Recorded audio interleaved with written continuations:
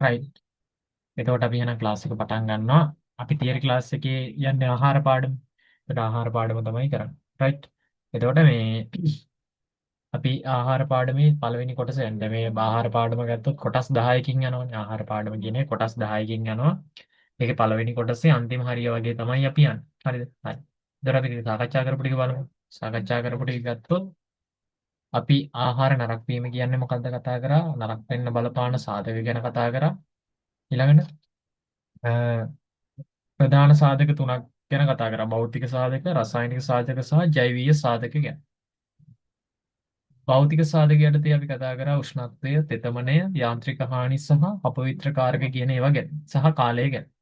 රසායනික සාධක යටතේ අපි pH අගය ගැන කතා කරා. ඔයාලට මතක ඇති pH අගය ගත්තොත් සාමාන්‍යයෙන් අර උදාසීන ලෙවල් එකට කිට්ටුව ගත්තොත් ආහාර නරක වෙනවා ඉක්මනට කියලා කිව්වා. මොකද උදාසීන මට්ටමේදී සුද්ධ ජීවීන් කියන්නේ pH අගය උදාසීන මට්ටමකට එනවා කියලා කියන්නේ සුද්ධ ජීවීන් ක්‍රියාකාරීත්වය වැඩි වෙනවා. ආහාරයක් ආම්ලික හෝ බාෂ්මික ස්වභාවයට යනවා කියන්නේ සුද්ධ ජීවී ක්‍රියාකාරීත්වය ටිකක් අඩු වෙනවා. හරිද?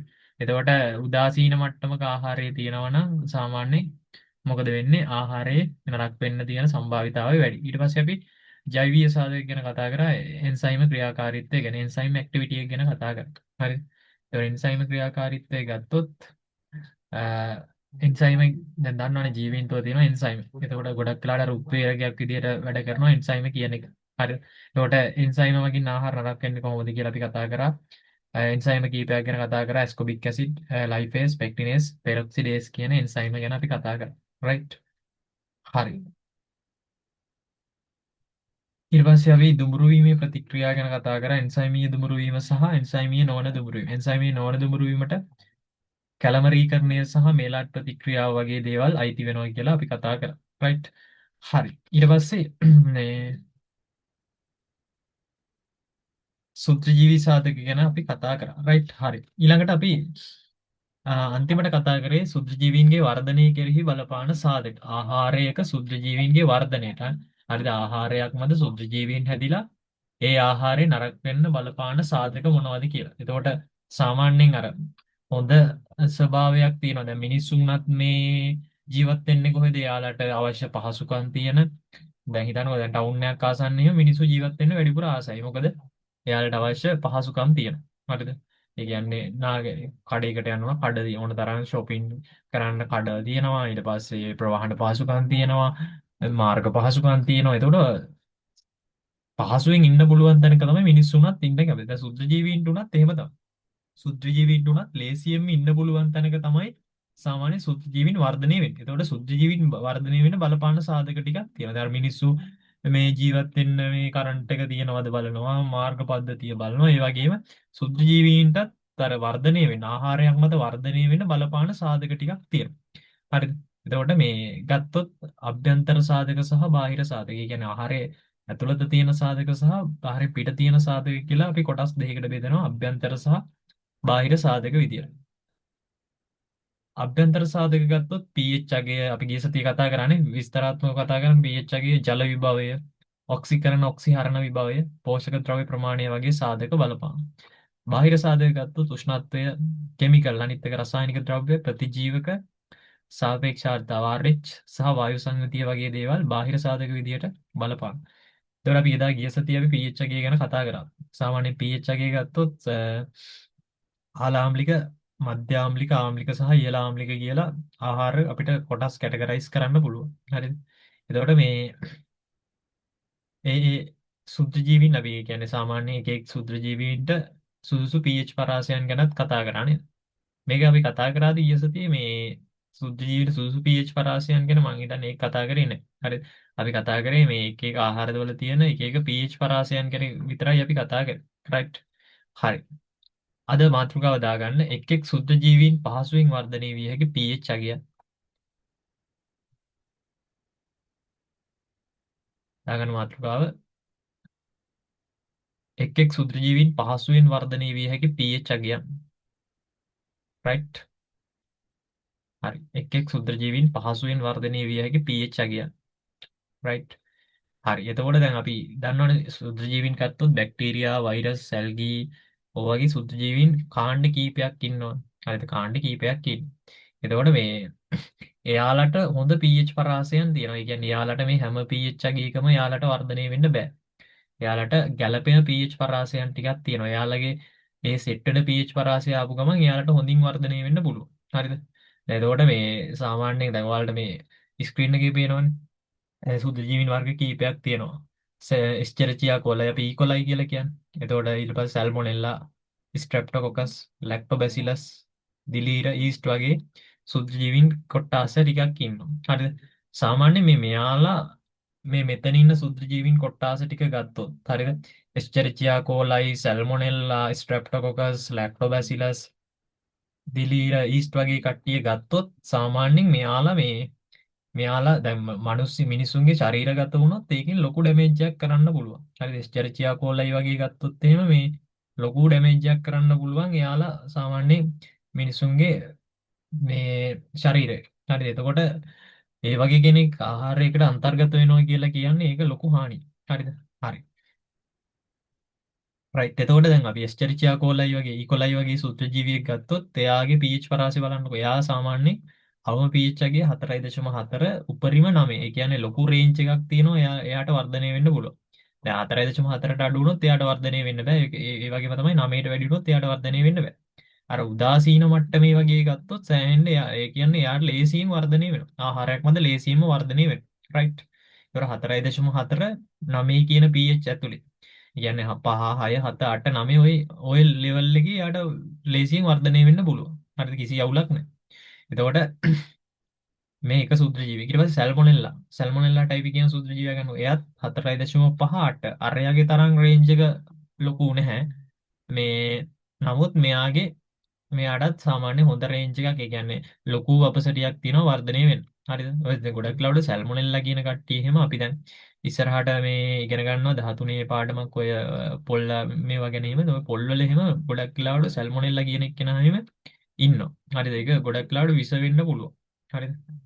ඊට පස්සේ ස්ට්‍රෙප්ටොකොකස් කියන ස්ට්‍රෙප්ටොකොකස් ගත්තොත් එයාගේ pH පරාසය බලන්න 4.3 4.8. එයාගේ නම් ලොකු pH පරාසයක් නැහැ නේ. අර ආම්ලික අගයන් කිට්ටුව තියෙන pH පරාසයක් තියෙන ලොකු pH පරාසයක් නැහැ ස්ට්‍රෙප්ටොකොකස්ට. ඊට පස්සේ ලැක්ටෝබැසිලස් ගත්තොත් 4.4 7.2. එයාගේ සාමාන්‍ය pH පරාසයක් තියෙනවා. දැන් ඔය ස්ට්‍රෙප්ටොකොකස් ඊළඟට ලැක්ටෝබැසිලස් වගේ සූත්‍රජීවීන් ගත්තොත් එයාලා සාමාන්‍යයෙන් අර කිරි ආහාර මත තමයි එයාලගේ මේ ක්‍රියාකාරීත්වය තියෙන. හරිද? ස්ට්‍රෙප්ටොකොකස් සහ ලැක්ටෝබැසිලස් කියන දෙන්න. ඊළඟට දිලීර. හරිද? දිලීර බලන්නකො. දිලීරට සෑහෙන්න වපසරියක් තියෙනවා. එයාට pH එකේ දෙකේ ඉඳන් pH එකේ 11 වෙනකන් දක්වා ආහාර නරක කිරීමේ හැකියාවක් තියෙනවා. දැන් සාමාන්‍යයෙන් මං කිව්වා නේද?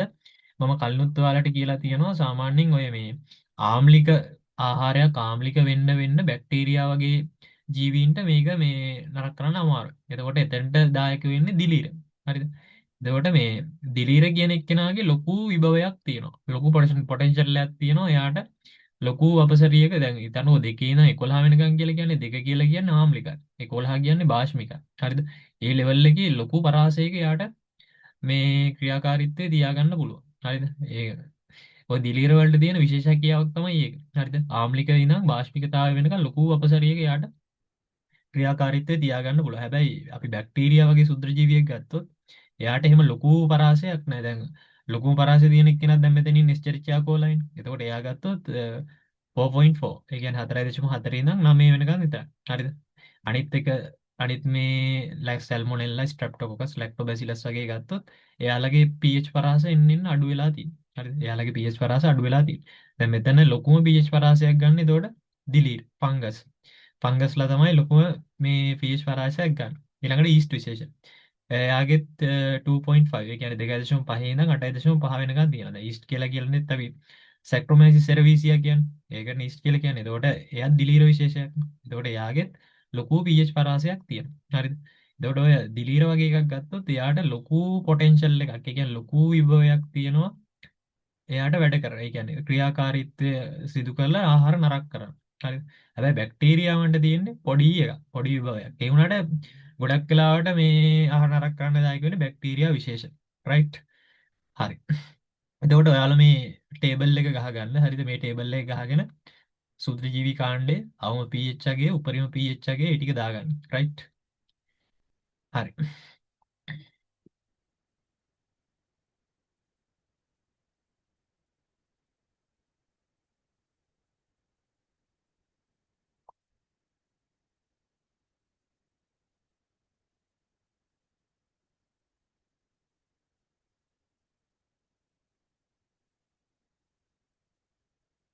හරි. එතකොට මේ දැන් ඔයාලා කොහොමද මේක රෙකෝඩින් එකක් යන්නේ? එතකොට ඔයාලා මේක ෆෝස් කරගෙන හරි ස්ක්‍රීන්ෂොට් එකක් ගහගෙන හරි මේ කොහොම හරි මේකේ ඔයාලා ටේබල් එක ගහ ගන්න. හරිද? එතකොට ලොකු වෙලාවක් යනවනේ මේක දැන් දුන්නොත් මේ ඔයාලා ටයිම් එකක් දුන්නොත් මම ඒ හින්දා ඊළඟ කොටසට යනවා. හරිද? හරි.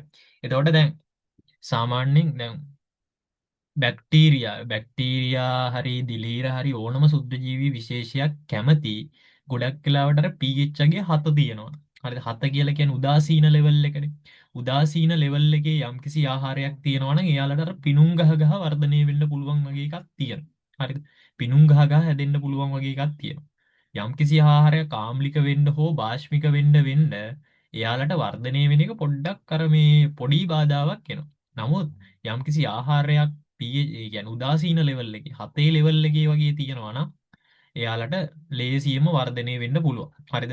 එතකොට මේ ගොඩක් අර ඒ කියන්නේ ආම්ලික පැත්තට යන ආහාර ගොඩක් වෙලාවට අර බැක්ටීරියා වලටත් මම බෑ කිව්වනේ බැක්ටීරියා වලට ටිකක් අමාරුයි ඔය 3 2 යනවා නම් එහෙම pH අගය එයාලට කන්ට්‍රෝල් කරගන්න. නමුත් දිලීර වලට එහෙම පොඩ්ඩක් ඒක එහෙම එකක් නෑ. දිලීර ක්‍රියාත්මක වෙලා pH අගය අඩු වුණත් ඒවා නරක කරන්න පුළුවන්. නමුත් දිලීර වුණත් බැක්ටීරියා වුණත් හරිද ආහාර නරක කරන්න එයාලට පහසුම pH අගයේ විදිහට අපිට ගන්න පුළුවන් pH අගයේ 7 උදාසීන මට්ටම. එයාලා පිනුම් ගහ ගහ වර්ධනය වෙනවා.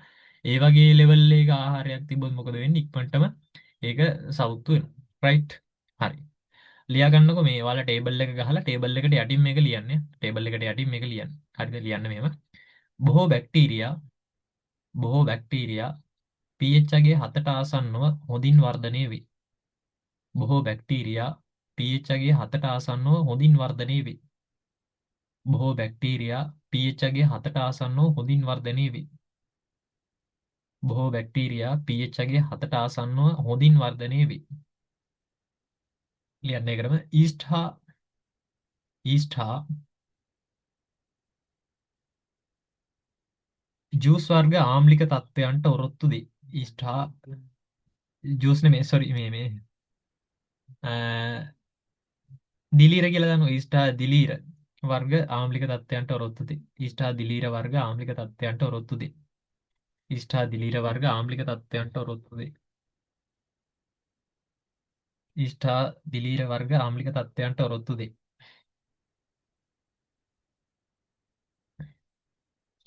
හරිද? ලියන්න ඒකටම මේ නිසා ජෑම් පළතුරු විෂ වැනි ආහාර වර්ග මේ නිසා ජෑම් පළතුරු විෂ වැනි ආහාර වර්ග මේ නිසා ජෑම් පළතුරු විෂ වැනි ආහාර වර්ග නරක් කිරීමට නරක් කිරීමට දිලීර දායක වේ. දිලීර දායක වේ. දිලීර දායක වේ. දිලීර දායක වේ. රයිට්? හරිද? එතකොට සාමාන්‍යයෙන් ඔයාලට ඔලුවට දාගන්න ඕන දේ මෙන්න මේ ටික. සාමාන්‍ය pH අගේ 7 කිට්ටුව යනවා නම් ඒ වගේ මට්ටමකදී, ඒ කියන්නේ 7 කියලා කියන්නේ උදාසීන ලෙවල් එකනේ. උදාසීන මට්ටමකදී සුත්‍රජීවීන්ට පහසුවෙන් වර්ධනය වෙන්න පුළුවන්. හරිද? ආම්ලික හෝ යම්කිසි ආහාරයක් ආම්ලික හෝ බාෂ්මික වෙනවා නම් සුත්‍රජීවීන්ට වර්ධනය වෙන්න පොඩි බාධාවක් එනවා. හරිද? එතකොට දැන් ආම්ලික ගොඩාක් ආම්ලික වුණොත් එහෙම බැක්ටීරියාවන්ට වර්ධනය වෙන්න අමාරුයි. එතකොට ඒ වගේ තැනක දිලීර වර්ධනය වෙනවා. හරිද? ගොඩක් භාෂ්මික වුණොත් ඒත් බැක්ටීරියාවන්ට වර්ධනය වෙන්න අමාරුයි. 11 විතර පැන්නොත් දිලීරවට වර්ධනය වෙන්නත් අමාරුයි. හරිද? ඒකට උදාසීන ලෙවල් එකේදී තමයි සාමාන්‍ය මොකද වෙන්නේ? සුද්ධජීවී හොඳටම මේ ක්‍රියා කරන්න. හොඳටම ක්‍රියා කරන්න.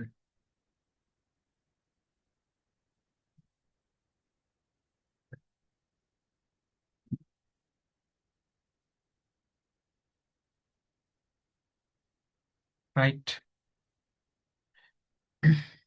හරි. එතකොට pH අගය ගැන කියන්න තියෙන්නේ ඔන්න ඔය ටික තමයි. හරිද? pH අගය ගැන කියන්න තියෙන්නේ ඔන්න ඔය ටික. හරි. ඊළඟට ඊළඟ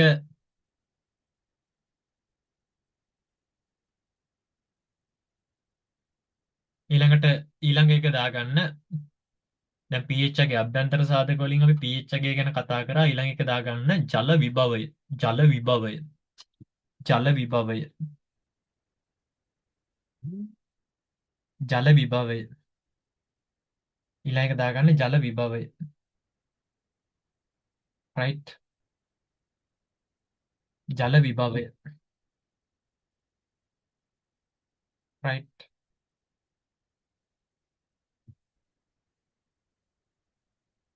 හරි. දැන් ජල විභවය කියලා කියන්නේ මොකක්ද? ජල විභවය. දැන් සාමාන්‍යයෙන් ආහාර ගත්තොත් ආහාරවල ජලය අන්තර්ගත වෙලා තියෙනවනේ ඔයාලා දන්නවනේ.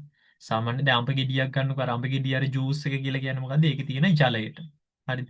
දොඩම් ගෙඩියක් ගන්නකො දොඩම් ගෙඩියේ තියෙන ජූස් එක කියලා කියන්නේ ඒකේ තියෙන ජලයට. හරිද? එතකොට අනිවාර්යෙන් ආහාරයක් ගත්තොත් ඕනෑම ආහාරයක ජලය අන්තර්ගත වෙලා තියෙනවා. සාමාන්‍ය සමහර ආහාර ගත්තොත් ජලය ටික ඉවත් කරලා දෙනවා. දැන් කෘත්‍රිමව හදන ආහාර ගත්තොත් ඒවල නම් ගොඩක් වෙලාවට ජලය ඉවත් කරලා තියෙනවා. හරිද? රයිට්. එතකොට මේ ජල විභවය කියලා කියන්නේ ආහාරයක තියෙන ජල ප්‍රමාණයට. හරිද? ආහාරයක තියෙන ජල ප්‍රමාණයට. දැන් ආහාරයක් අපි ගත්තොත් දැන් ආහාරයක් මෙන්න මේ ගත්තොත් මෙන්න මේ ආහාරේ තියෙනවා ජලයේ ආකාර දෙකක්. හරිද? ජලයේ ආකාර දෙකක් තියෙනවා. සාමාන්‍යයෙන් ජලයේ ආකාර දෙක තමයි එකක් ආහාරයට තදින් බැඳුණු ජලය කියලා කියනවා. එකකට අපි කියනවා ආහාරයට තදින් බැඳුණු ජලය. තදින් බැඳුණු ජලය. හරිද? තදින් බැඳුණු ජලය. අනිත් එකට අපි කියනවා ලිහිල් ජලය කියලා. ලිහිල් ජලය කියලා. ලිහිල් ජලය කියලා. හරිද? ලිහිල් ජලය. හරිද? එකක් මොකද්ද ආහාරයට තදින් බැඳුණු ජලය. අනිත් එක මොකද්ද? ලිහිල් ජලය. ලිහිල් ජලය කියලා කියන්නේ. රයිට්. එතකොට ඔය ජලාකාර දෙක ගත්තාම ඔය ජලාකාර දෙක ගත්තාම තදින් බැඳුණු ජලය ගත්තොත් හරිද? තදින් බැඳුණු ජලය ගත්තොත් ඒක ආහාරයට ගොඩාක් තදින් බැඳිලා තියෙන. ඒක ආහාරයෙන් අයින් වෙන්න ලේසි නෑ. හරිද? ආහාරයෙන් අයින් වෙන්න ලේසි නෑ. නමුත් ලිහිල් ජලය කියන එක ආහාරයෙන් ඉක්මනට අයින් වෙනවා. හරිද? ආහාරයෙන් ඉක්මනට අයින් වෙනවා. ඒ වගේම තමයි තව දෙයක් තියෙනවා. සාමාන්‍යයෙන් දැන් අපි කියවනේ ආහාර මත සුද්ධ ජීවීන් වර්ධනය වෙලා ආහාර නරක කරනවා කියලා. හරිද? ආහාර මත සුද්ධ ජීවීන් වර්ධනය වෙලා ආහාර නරක කරනවා කියලා. එතකොට ගොඩක්ම ඔය සුද්ධ ජීවීන්ට වර්ධනය වෙන්න ලේසි ලිහිල් ජලය කියන එක මත. හරිද? ලිහිල් ජලය කියන එක මත. හරිද? ඔය තදින් බැඳුණු ජලය මත සුද්ධ ජීවීන්ට වර්ධනය වෙන්න පහසු නැහැ. ඒ කියන්නේ යම්කිසි ආහාරයක ලිහිල් ජල ප්‍රමාණය වැඩි නම් ඒ ආහාරය මත සුද්ධ ජීවීන්ගේ වර්ධනය වැඩි වෙනවා. සුද්ධ ජීවීන්ගේ වර්ධනය වැඩි වෙනවා. හරිද? යම් ආහාරයක ලිහිල් ජල ප්‍රමාණය අඩුයි නම් ඒ ආහාරය මත සුද්ධ ජීවීන්ගේ වර්ධනය අඩු වෙනවා. වැඩි නම් වැඩි වෙනවා. රයිට්?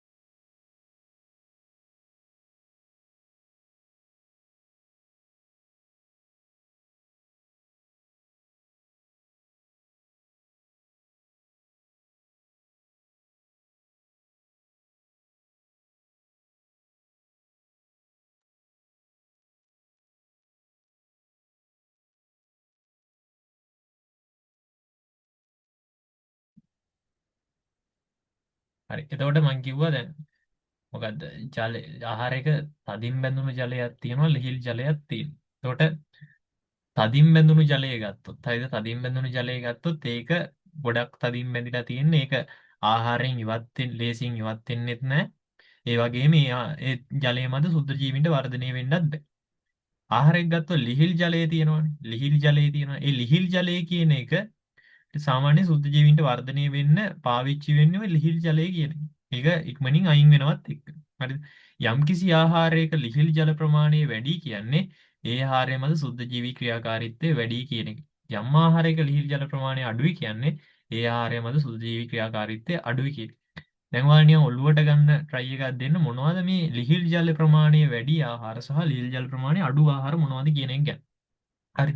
ලිහිල් ජලය වැඩි ආහාර සහද ලිහිල් ජලය වැඩි ආහාර කියලා කියන්නේ නිකන් අපිට නිකන් අතට ගත්තාම මේ තේරෙනවනේ මේක නිකන් ජල සංයුතිය වැඩි වගේ එකක් නිකන් අපිට ඔළුවට යනවනේ. අන්න එහෙම ආහාර මොනවද සහ එහෙම නැති ආහාර මොනවද කියලා නිකන් ඔළුවට දාගන්න. එතකොට ඒකෙන් හිතාගන්න මෙහෙම වැඩි නම් මේක ඉක්මනට නරක වෙන්න. ඒ කියන්නේ ඒකට හානියක් වෙන්න පුළුවන් සුද්ධ ජීවීන් මගින්. දැන් සුද්ධ ජීවීන් ඔගේ වර්ධනය වෙලා ඒකෙන් හානියක් වෙන්න පුළුවන්. එහෙම අඩුයි නම් අවුලක් නැහැ. මේක අපිට මේ දීර්ඝකාලීනව තියාගන්න පුළුවන්. හරි දීර්ඝකාලීනව අපිට මේක තියාගන්න පුළුවන්. ඒ හින්දා මේ ඒක ගැන පොඩි ඔළුවේ අයිඩියා එකක් තියාගන්න. හරිද? හරි. ලියා ගන්න ඔයාලා ජල විභවය කියලා මාතෘකාවක් දාගත්තනේ. ජල විභවය කියලා මාතෘකාවක් දාගත්තනේ. අභ්‍යන්තර සාධකයට ලියා ගන්න මෙහෙම. ආහාරයක අන්තර්ගත ජලය ආකාර දෙකකින් පවතී. ආහාරයක අන්තර්ගත ජලය ආකාර දෙකකින් පවතී. ආහාරයක අන්තර්ගත ජලය ආකාර දෙකකින් පවතී. ආහාරයක අන්තර්ගත ජලය ආකාර දෙකකින් පවතී. ලියන්න ඉන් එක් කොටසක් ආහාරයක අන්තර්ගත ජලය ආකාර දෙකකින් පවතී. ඉන් එක් කොටසක් ආහාරයේ පෝෂක සමග තදින් බැඳී පවතී. ඉන් එක් කොටසක් ආහාරයේ පෝෂක සමග තදින් බැඳී පවතී. ඉන් එක් කොටසක් ආහාරයේ පෝෂක සමග තදින් බැඳී පවතී. හරිද? ඒවට අපි කියනවා මොකද්ද? තදින් බැඳුණු ජලය. ආහාරයේ කොටසක් තමයි තදින් බැඳිලා තියෙනවා අපි ඒවට කියනවා තදින් බැඳුණු ජලය. ඊළඟ පෝෂක සමග තදින් බැඳී පවතී. ලියන්නේ ඒකටම ඉතිරිය ලිහිල්ව බැඳී පවතී. ඉතිරිය ලිහිල්ව බැඳී පවතී. ඉතිරිය ලිහිල්ව බැඳී පවතී. ඉතිරිය ලිහිල්ව බැඳී පවතී. ලියන්නේ ඒකටම සුත්‍රජීවීන්ට ප්‍රයෝජනයට ගත හැක්කේ සුත්‍රජීවීන්ට ප්‍රයෝජනයට ගත හැක්කේ සුත්‍රජීවීන්ට ප්‍රයෝජනයට ගත හැක්කේ මෙලෙස ලිහිල්ව බැඳී ඇති ජලයයි. සුත්‍රජීවීන්ට ප්‍රයෝජනයට ගත හැක්කේ මෙලෙස ලිහිල්ව බැඳී ඇති ජලයයි. සුත්‍රජීවීන්ට ප්‍රයෝජනයට ගත හැක්කේ මෙලෙස ලිහිල්ව බැඳී ඇති ජලයයි. රයිට්. එතකොට ලිහිල් ජල ප්‍රමාණය ආහාරයක අඩංගු ලිහිල් ජල ප්‍රමාණය වැඩි වෙන තරමට සුත්‍රජීවී ක්‍රියාකාරීත්වය වැඩි වෙනවා. වැඩි වෙලා ඒ ආහාරයට කරන ඩැමේජ් එක වැඩි. හරිද? ලිහිල් ජල ප්‍රමාණය අඩුයි නම් එයාලට ඒ වගේ ආහාරයක සුත්‍රජීවී ක්‍රියාකාරීත්වය මේ අඩු වෙනවා. රයිට්.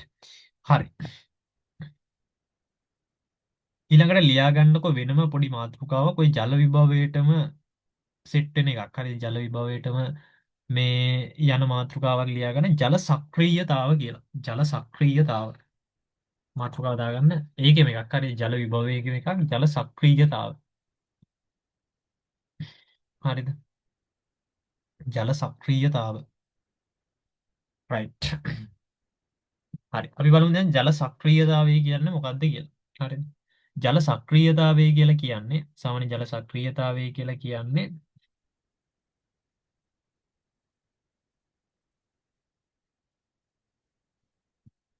ආහාරයක තියෙන ජලය වලින් හරිද ආහාරයක තියෙන ජලය වලින් ශුද්‍ර ජීවීන්ට වර්ධනය වෙන්න කොච්චර ජල ප්‍රමාණයක් ගන්නවද කියන එක. හරිද? ජල සක්‍රීයතාවය කියලා කියන්නේ මොකක්ද එහෙනම්? ආහාරයක තියෙන ජලය වලින් ශුද්‍ර ජීවීන්ට වර්ධනය වෙන්න කොච්චර ජල ප්‍රමාණයක් ගන්නවද කියන එක. දැන් අපි ආහාරයක තියෙන ජලය ආකාර දෙකකට බෙදුවානේ. මොකක්ද එකක් තදින් බැඳුණු ජලය සහ අනිත් එක ලිහිල් ජලය කියන එක. එකක් තදින් බැඳුණු ජලය අනිත් එක ලිහිල් ජලය. හරිද? ඕකෙන් සුද්‍රජීවීන්ට ප්‍රයෝජනයට අරන් එයාලට වර්ධනය වෙන්න ලේසි මොන ජලයේද? ලිහිල් ජලය. හරිද? ලිහිල් ජලය තමයි එයාලට ලේසියෙන්ම වර්ධනය වෙන්න පුළුවන්. එතකොට අපි ජල සක්‍රීයතාවය කියලා කියන්නේ. හරිද? ආහාරයක තියෙන ජලය වලින් කොච්චර ජල ප්‍රමාණයක් සුද්‍රජීවීන්ට පාවිච්චි කරලා එයාලට වර්ධනය වෙන්න පුළුවන්ද කියන එක. එතකොට එයාලට වර්ධනය වෙන්න පුළුවන් ලිහිල් ජලයේ පමණක් ප්‍රයෝජනයට අරගෙන ආහාරයක තියෙන ලිහිල් ජලයේ පමණක් ප්‍රයෝජනයට අරගෙන විතරයි යාලට වර්ධනය වෙන්න පුළුවන්. හරිද? රයිට්. සාමාන්‍යයෙන් අපි ජල සක්‍රියතාවය කියන එක රේන්ජ් එකක් දෙනවා. හරිද? පරාසයක් දෙනවා. හරිද? ජල සක්‍රියතාවය කියන එකට අපි පරාසයක් දෙනවා. ඒ පරාසය තමයි බිඳුවේ ඉඳන් 1 වෙනකම්. හරිද? බිඳුවේ ඉඳන් 1 වෙනකම් කියන පරාසයට අපි මෙන්න මේ ජල සක්‍රියතාවය කියන එකට දෙනවා. හරිද? බිඳුව 0.1 0.2 ඔන්නෝම 0.3 4 5 6 7 ඊට පස්සේ 1 වෙනකම් ඔය රේන්ජ් එක යනවා. හරිද? ඔය රේන්ජ් එක යනවා. රයිට්. හරි. එතකොට සාමාන්‍යයෙන් බිඳුව කියලා කියන්නේ ජලය නැහැ කියන එක. හරිද? බිඳුව කියලා කියන්නේ යම්කිසි ආහාරයක ජල සක්‍රියතාවය බිඳුවයි කියලා කියන්නේ ඒක ජලය නැහැ කියන එක. හරිද?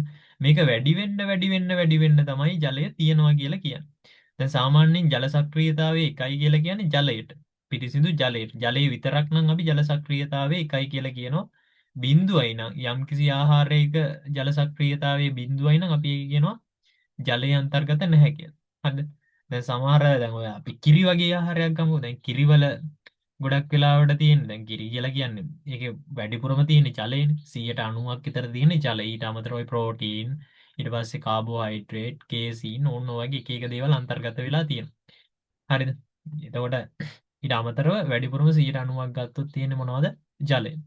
ඒතර සාමාන්‍යයෙන් කිරි ගත්තොත් කිරිවල ජල සක්‍රියතාවය 0.97යි. දැන් අපි කියවනේ මේක පරාසයක් දෙන්න කියලා ජල සක්‍රියතාවය කියන එක පරාසයක්. යම්කිසි ආහාරයක ජල සක්‍රියතාවය 0යි කියලා කියන්නේ ඒ ආහාරයේ ජලය නෑ කියන එක. යම්කිසි ආහාරයක එක කියලා කියන්නේ එක කියලා කියන්නේ අතරම පිරිසිදු ජලයට. ජලය නැති එකක් නෙවෙයි ජලයට තමයි අපි එක කියලා කියන්නේ. හරිද? එතකොට මේ අතර තමයි අපිට ආහාර සෙට් එක සෙට් වෙන්නේ. දැන් අපි කිරි වගේ ආහාරයක් ගත්තොත් ඒකේ 90ක් විතරම තියෙන ජලය. එතකොට ඒකේ මේ ජල සක්‍රියතාවය 0.9යි ගානක්. හරිද?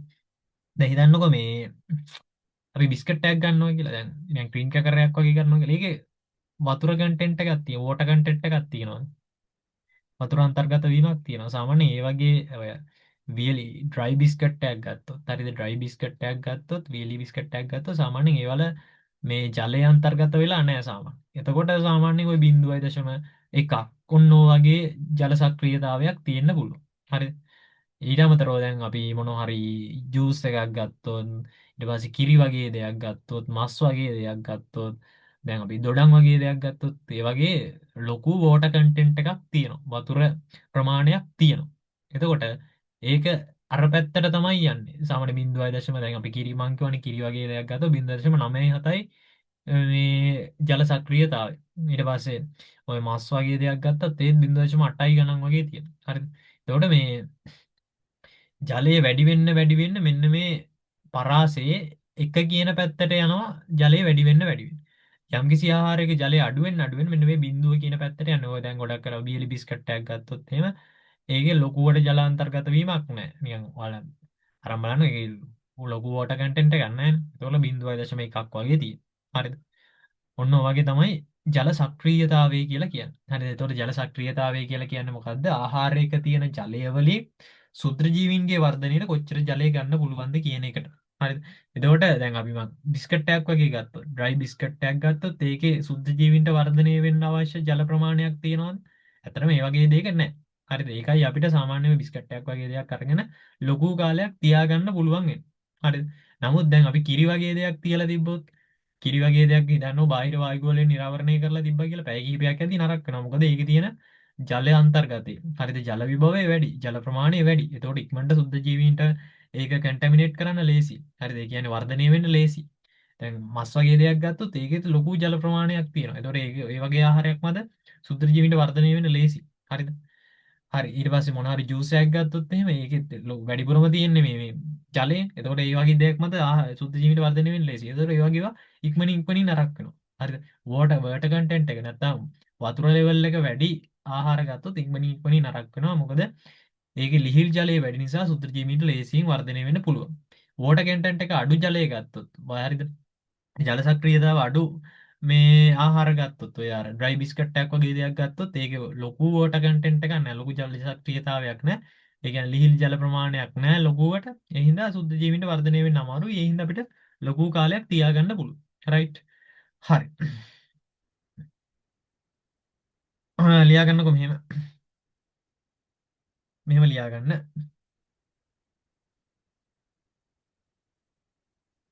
පිරිසිදු ජලයේ වාෂ්ප පීඩනයට සාපේක්ෂව මම මේ කියන කතාව මේ සමීකරණයක් තියෙනවා. ඒකෙන් මම කියන්නම්. හරිද?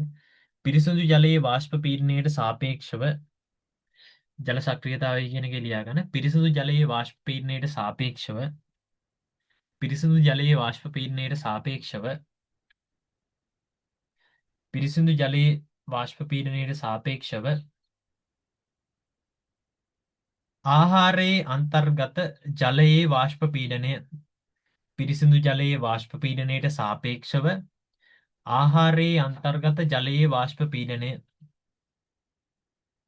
පිරිසිදු ජලයේ වාෂ්ප පීඩනයට සාපේක්ෂව ආහාරයේ අන්තර්ගත ජලයේ වාෂ්ප පීඩනයේ පිරිසිදු ජලයේ වාෂ්ප පීඩනයට සාපේක්ෂව ආහාරයේ අන්තර්ගත ජලයේ වාෂ්ප පීඩනය ආහාරයක ජල සක්‍රීයතාව නම් වේ. ආහාරයක ජල සක්‍රීයතාව නම් වේ. මම මේ කතාව ඔයාලට සමීකරණයක් තියෙනවා. ඒ සමීකරණයෙන් ඒක ඔයාලට කියන්නම්. මේක දැන් ඔලුවට දාගන්න එපා. මේ මොකද්ද කිව්වේ මෙලෝදියක් තේරුන්නේ නැහැ. ඒක ඔලුවට දාගන්න එපා. මම සමීකරණයක් තියෙනවා. ඒකෙන් මම ඔයාලට ලස්සනට මේක පැහැදිලි කරන්න. හරිද? දැන් මෙතනින් පස්සේ කියන කතා ටික පොඩ්ඩක් ඔලුවට දාගන්න. හරිද? මොකද්ද මං කිව්වේ ජල සක්‍රීයතාවයට පරාසයක් තියෙනවා. ඒ කියන්නේ රේන්ජ් එකක් තියෙනවා. කීයද? 0 ඉඳන් 1 වෙනකම්. බිඳුව කියලා කියන්නේ මොකද්ද? බිඳුව කියලා කියන්නේ වතුර නැහැ කියන එක. හරිද? යම් කිසි ආහාරයක් බිඳුව පැත්තට එනවා කියලා කියන්නේ වතුර නැහැ කියන එක. එක කියලා කියන්නේ එක කියලා කියන්නේ පිරිසුදු ජලයට. හරිද? එක පැත්තට යනවා කියලා කියන්නේ යම් කිසි ආහාරයක වතුර ප්‍රමාණය ඒකේ ගොඩක් වතුර තියෙනවා ජල සක්‍රියතාවය වැඩි කියන එක. දැන් මම කියවනේ බිඳුව වගේ අර බිඳුව 0.1 වගේ ගත්තොත් ඔය ඩ්‍රයි බිස්කට් එකක්. ඒ කියන්නේ බීලි බිස්කට් එකක් ගත්තොත් ඒකේ වතුර සංයුතිය අඩු වෙන. එතකොට අපිට 0.1 2 වගේ ලෙවල් එකක යනවා. දැන් හිතන්නකො 0.0 දැන් කිරි වගේ දෙයක් ගත්තොත් ඒකේ ලොකු වතුර තමයි 90ක් විතර තියෙන්නේ. ඒතකොට ඒක 0.9 එකට කිට්ටුව යනවා. හරි එක කියලා කියන්නේ ජලය විතරක්. හරිද? හරි. ලියා ගන්න මෙහෙම ඊළඟ පොයින්ට් එක ලියා ගන්න. පිරිසිදු ජලයේ ජල සක්‍රීයතාව එකවන අතර පිරිසිදු ජලයේ ජල සක්‍රීයතාව එකවන අතර පිරිසිදු ජලයේ ජල සක්‍රීයතාව එකවන අතර පිරිසිදු ජලයේ ජල සක්‍රීයතාව එකවන අතර ආහාරවල එම අගය ආහාරවල එම අගය එකට වඩා අඩුය. ආහාරවල එම ජලය ආහාරවල එම අගය එකට වඩා අඩුය. පිරිසිදු ජලයේ ජල සක්‍රීයතාව එකවන අතර ආහාරවල එම අගය එකට වඩා අඩුය. හරිද? දැන් ආහාරයක් ගත්තොත් ඒකේ වෝටර් කන්ටෙන්ට් එකක් විතරක් නෙමෙයිනේ තියෙන්නේ. වතුර විතරක් නෙමෙයිනේ තියෙන්නේ. ඒකේ තව තව දේවල් තියෙනවා. ඒ හින්දා එක වෙන්න එකට වඩා අඩුයි. හරිද? එකට වඩා අඩුයි. ලියන්න.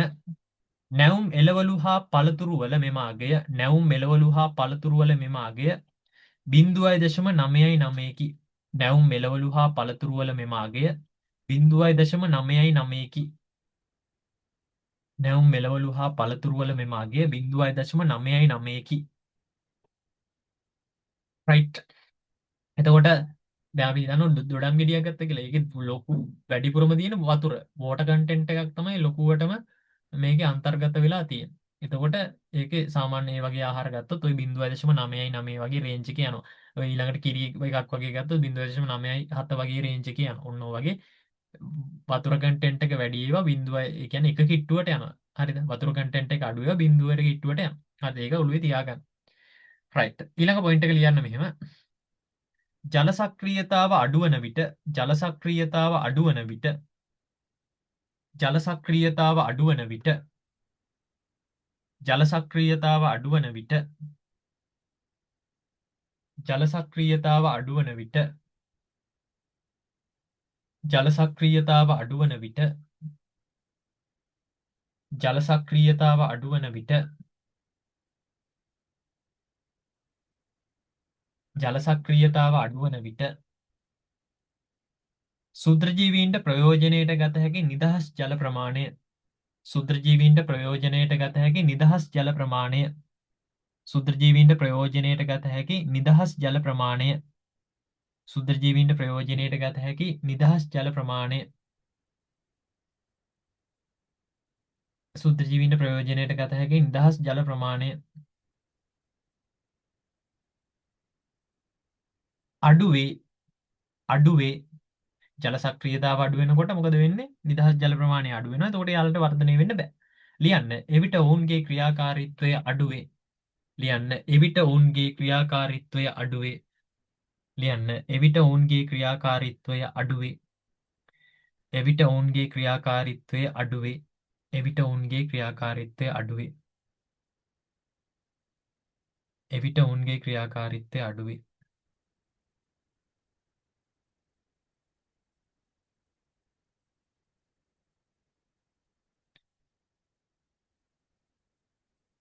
එවිට ඔවුන්ගේ ක්‍රියාකාරීත්වය අඩුවේ. හරි. එතකොට මේ ජල සක්‍රියතාවය බලන්න සමීකරණයක් තියෙනවා. හරිද? සමීකරණයක් තියෙනවා ආහාරයක ජල සක්‍රියතාවය බලන්න. ඒක තමයි ඔයාලත් මේක දාගන්න. ජල සක්‍රියතාව ජල සක්‍රියතාව සමානයි. හරිද? අපි water activity කියලා ඉංග්‍රීසියෙන් කියනවා. ජල සක්‍රියතාවයට අපි ඉංග්‍රීසියෙන් කියනවා water activity කියලා. ජල සක්‍රියතාව water activity කියන එක අපි කෙටියෙන් දානවා AW කියලා. හරිද? AW කියලා. activity of water. හරිද? ජල සක්‍රියතාව සමානයි ආහාරයේ ජල වාෂ්ප පීඩනය. ආහාරයේ ජල වාෂ්ප පීඩනය. ආහාරයේ ජල වාෂ්ප පීඩනය. ආහාරයේ ජල වාෂ්ප පීඩනය. මම මේ ස්ක්‍රීන් එකේ දානක ඔයාලා ලියා ගන්න. ආහාරයේ ජල වාෂ්ප පීඩනය බෙදීම පිරිසිදු ජලයේ ජල වාෂ්ප පීඩනය. පිරිසිදු ජලයේ ජල වාෂ්ප පීඩනය. පිරිසිදු ජලයේ ජල වාෂ්ප පීඩනය. පිරිසිදු ජලයේ ජල වාෂ්ප පීඩනය. පිරිසිදු ජලයේ ජල වාෂ්ප පීඩනය.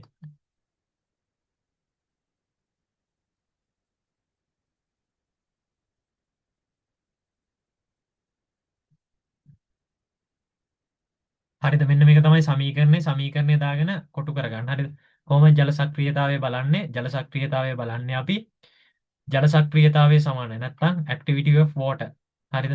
සමානයි ආහාරයේ ජල වාෂ්ප පීඩනය බෙදෙනවා පිරිසිදු ජලයේ ජල වාෂ්ප පීඩනය. හරිද? right. දාගන්නකො සමීකරණය. දාගන්නකො සමීකරණය.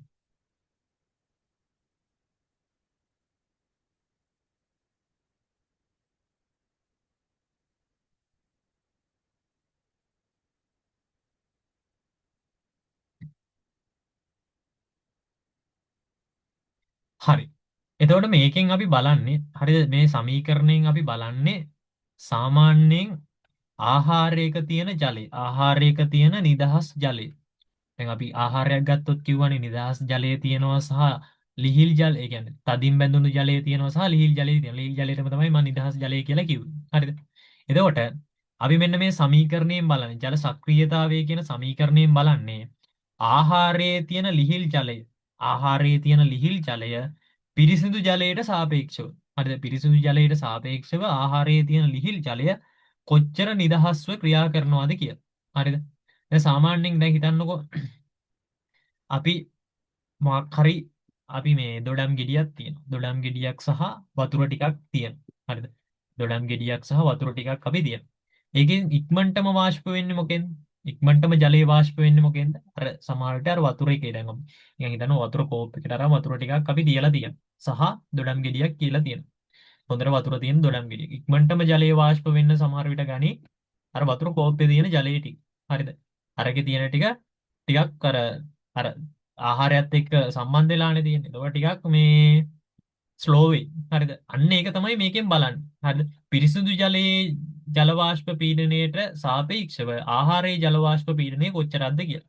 හරිද? ඒ කියන්නේ ආහාරයේ තියෙන ජලය පිරිසිදු ජලයට සාපේක්ෂව කොච්චර නිදහස්ව ක්‍රියා කරනවද කියලා. දැන් මෙතන නිදහස්ම එක්කෙනා කවුද? දැන් අපි වතුර කෝප්පයක් සහ නිකන් දොඩම් ගෙඩියක් ගත්තා කියලා හිතන්නකෝ. මෙතන නිදහස්ම එක්කෙනා අර කෝප්පේ තියෙන වතුර ටික නිදහස්ම. ඒක කොහෙටවත් ගෑවිලාවත් නැහැ, බැඳිලාවත් නැහැ, එහෙම දෙයක් නැහැ. ඒකට එයා තමයි නිදහස්ම එක්කෙනා. අරගේ තියෙන එක දැන් අර දොඩම් ගෙඩියක් ගත්තොත් ඒකේ තියෙන ජලය ප්‍රමාණය මොකද වෙන්නේ? ඒකේ තියෙන ටික අර සම්බන්ධ වෙලා වගේනේ. හරිද? එතකොට මේ මොකද වෙන්නේ? ඒක ටිකක් වාෂ්ප වෙන්න ටිකක් අමාරු. හරිද? එතකොට ඒක තමයි මේකෙන් බලන්නේ. පිරිසිදු ජලයට සාපේක්ෂව ආහාරයේ තියෙන ජල වාෂ්ප පීඩනය. දැන් සාමාන්‍යයෙන් දැන් මම මේක උදාහරණයකින් කියන්නම් ඔයාලට. දැන් හිතන්න අපි වතුර ටිහිකුයි ඉස්සෙල්ලාම කිරි ටිහිකුයි ගන්න. හරිද? වතුර ටිහිකුයි කිරි ටිහිකුයි ගන්න. වතුර සාම්පල් එකක් සහ කිරි සාම්පල් එකක් ගන්න. හරිද? අරක වතුර වලට මේ වතුර එකේ ජලයේ තියෙනවා කිරි එකෙත් මේ ලොකු ප්‍රමාණයක් ජලයේ තියෙනවා. එතකොට ඉක්මනටම වාෂ්ප වෙන්නේ මොකද්ද? ඉක්මනටම වාෂ්ප වෙනවා වතුර එකේ තියෙන වතුර ටික ඉක්මනට වාෂ්ප වෙනවා. කිරි එකේ තියෙන වතුර ටික අරකට වඩා ටිකක් ස්ලෝ වෙනවා. හරිද? දැන් මම ඔතනින් තියනවා තව මුද්‍රප්පලන් වගේ අර මේ අර වේලිච්ච මුද්‍රප්පලන් තියෙන. එතකොට ඒ වගේ දෙයක් තියෙනවා. හරි. එතකොට ඉක්මනටම දැන් තුනක් තියෙනවා. දේවල් තුනක් තියෙනවා. හරිද? එකක් ජලය තියෙනවා. හරිද? අනිත් එක තියෙනවා මොකද්ද? මොකද්ද මං ගත්තේ කිරි. කිරි තියෙනවා මම මුද්‍රප්පලන් ගන්න මම බිස්කට් එකක් ගන්නකො. හරි ඩ්‍රයි බිස්කට් එකක් ගන්න. බිස්කට් එක තියෙනවා. ඔන්න තුනක් තියෙනවා. හරිද? මේ තුنين ජලය තියෙනවා කිරි තියෙනවා බිස්කට් එකක් තියෙනවා. ඉක්මනටම වාෂ්ප වෙන්නේ මොකේද? ජලය ටික ඉක්මනට වාෂ්ප වෙනවා. කිරි එක ඊට පස්සේ වාෂ්ප වෙනවා. මේකේ බිස්කට් එකේ ඇත්තටම වාෂ්ප වෙන්න ජල ප්‍රමාණයක් අන්තර්ගත වෙලා නැහැ. එතකොට ඒක ස්ලෝ වෙනවා. හරිද? ඔන්න ඕකට තමයි ජල සක්‍රියතාවය කියලා කියන්නේ. ඒ අණුව තමයි අර අපි පෙළ ගස්වල තියෙන්නේ මේ ලිස්ට් එක. මොනවද ලිස්ට් එක? අර ඩ්‍රයි බිස්කට් වල වියලි බිස්කට් වල ජල සක්‍රියතාව මෙච්චරයි. ඒකේ වාෂ්ප වෙන්නේ ජල ප්‍රමාණයක් නැති හින්දා තමයි ඒක අර බිඳුව පැත්තට ගිහිල්ලා තියෙන්නේ. හරිද? අර කිරි වගේ එකක් ගත්තොත් 0.9 ගණන් වලට ගිහිල්ලා තියෙන ඒකේ ලොකු ජල ප්‍රමාණයක් අන්තර්ගත හින්දා. අපි මෙතනදී බලන්නේ පිරිසිදු ජලයට සාපේක්ෂව අපි ගන්න ආහාරය. අපි ගන්න කිරි වෙන්න පුළුවන්. ඊට පස්සේ ජූස් එකක් වෙන්න පුළුවන් ඕනම එකක්. අපි ගන්න ආහාරයේ කොච්චර වාෂ්ප වෙනවද කියලා. මේකට සාපේක්ෂව මේක කොච්චර වාෂ්ප වෙනවද කියලා. හරිද? දැන් හිතන්නකෝ මේකෙන් 100ට 10ක් වාෂ්ප වුණොත් මේකෙන් 100ට කීයද? මේකෙන් 100ට 2යි. මේකෙන් 120ක් වාෂ්ප වුණොත් මේකෙන් 107යි. හරිද? මම නිකන් ගෙස් කරලා කිව්වේ. හරිද? එතකොට මේකට සාපේක්ෂව මේකේ කොච්චරක් ඒ කියන්නේ ජලයට සාපේක්ෂව කිරි එකේ කොච්චරක් වාෂ්ප වෙනවද කියන එක තමයි අපි මේ ජල සක්‍රියතාවය කියන එකෙන් බලන්නේ. කිරි එක කියලා කිව්ව මම උදාහරණයක් ඕනම ආහාරයකට මේක ගලපා ගන්න පුළුවන්. හරිද? තේරුණාද? රයිට්. එතකොට ඕක සම්බන්ධව නොතේරෙන දැනක් තිබ්බොත් අහන්න. හරිද? ඕක සම්බන්ධව නොතේරෙන දැනක් තිබ්බොත් අහන්න. මේ මම මේ රෙකෝඩින් එක මෙතනින් ඉවර කරනවා. හරිද? රෙකෝඩින් එක මෙතනින් ඉවර කරනවා. හෙටත් ආයෙ වලට මම ක්ලාස් එකක් දාන්න මේ බලාපොරොත්තු වෙමින් ඉන්නවා යාන්ත්‍රීකරණයේ පාඩම. හරි. ඒකට ඔයාලට මම මේ පේපර් එක වෙලා තියෙනවා. පේපර් එක සමහර අය කරලා එව්වා. කරපු නැති අය පේපර් එක කරලා එවන්න. ඒක ඩිස්කෂන් එකක් යනවා. ඒක ඩිස්කෂන් එක මම ඔයාලට දෙන්න. ඒක ගොඩක් වෙලා රෙකෝඩින් එකක් විදිහට දෙයි. ලයිව් ක්ලාස් එකක් විදිහට දාන්න try එකක් දෙන්න. හරිද? හරි. එතකොට මොනවා හරි ප්‍රශ්න තිබ්බොත් අහන්න. මොකද තව මාස කිහිපයයි තියෙන්නේ ප්‍රශ්න ටික නිරවුල් කරගෙන විභාගයට යන්න ඕනේ. හරිද? එහෙනම් ඩවුට් එකක් තියාගන්න එපා කිසිම දෙයක ප්‍රශ්නයක් තියෙනවා නම් ඒ ප්‍රශ්නේ ඒ කියන්නේ මොනවා හරි පේපර් එකක හරි තියරි වල හරි මොනවා හරි අවුලක් තියෙනවා නම් ඒක මේ හරියට මේවා කරගෙන යන්න. රයිට්. හරි. එහෙනම් අපි ඊළඟ ක්ලාස් එකෙන් හම්බෙමු. පේපර් එක අනිවාර්යෙන් පේපර්ස් කරන්න. දැන් දෙන පේපර්ස් ටිකක් මේ වෙනස් පේපර්ස් ටිකක් දෙන්නේ. ඒ හින්දා අනිවාර්යෙන් මේ පේපර්ස් කරන්න විභාග මට්ටමේ පේපර්ස්. හරිද? රයිට්. එහෙනම් ක්ලාස් එක මෙතනින් ඉවර කරමු.